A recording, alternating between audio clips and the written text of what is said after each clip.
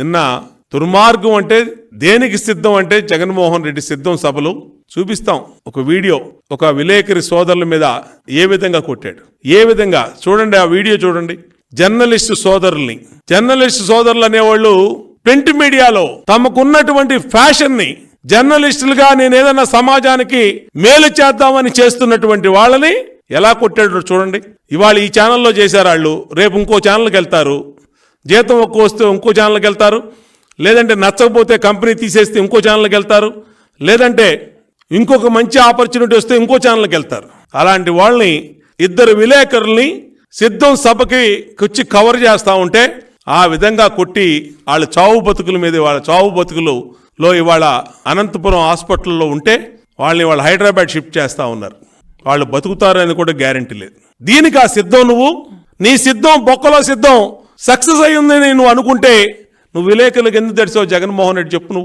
నేను ఒకటే straight question, నీ సిద్ధం సభ నీ సాక్షి టీవీలో జూమ్ పెట్టి 10 సార్లు లాగి ఉన్న 10 మందిని లక్షల మందిని చూపించినట్టుగా చూపించి మరి నువ్వు నిజమైతే నువ్వు ఆ విలేకరుల మీద దాడి చేసావు.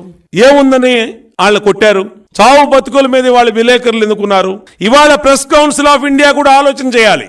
ఏంటిది, అధికారం ఉంటే నీ తప్పులను చూపిస్తే నువ్వు ఎవరి మీద దాడులు చేస్తావా, జీవోలు తెస్తావా, యాజమాన్యం మీద కేసులు పెడతావా, యాజమాన్యాన్ని వేధిస్తావా, వాళ్ళకు ఉన్న వ్యాపారాలను వేధిస్తావా? అంటే నీకులాగా అందరూ కూడా దౌర్భాగ్యమైన పరిస్థితుల్లో ఉన్నారని, వ్యాపారాలు చేయడానికి ఉన్నారని భావిస్తావా? నీ ఇష్టం వచ్చినట్టు వాళ్ళ మీద చేస్తావా? గతంలో తునిలో సత్యనారాయణ అనే విలేకరి, ఆంధ్రజ్యోతి విలేకరిని చంపేశారండి వీళ్ళు. వాస్తవాలు రాస్తున్నాడని అతన్ని హత్య చేశారు. నిన్న ఆంధ్రజ్యోతి విలేకరిని కొట్టారు, TV5 విలేకరిని కొట్టారు. దేనికి మీరు కొట్టింది చెప్పండి, ఒక్క రీజన్ చెప్పండి.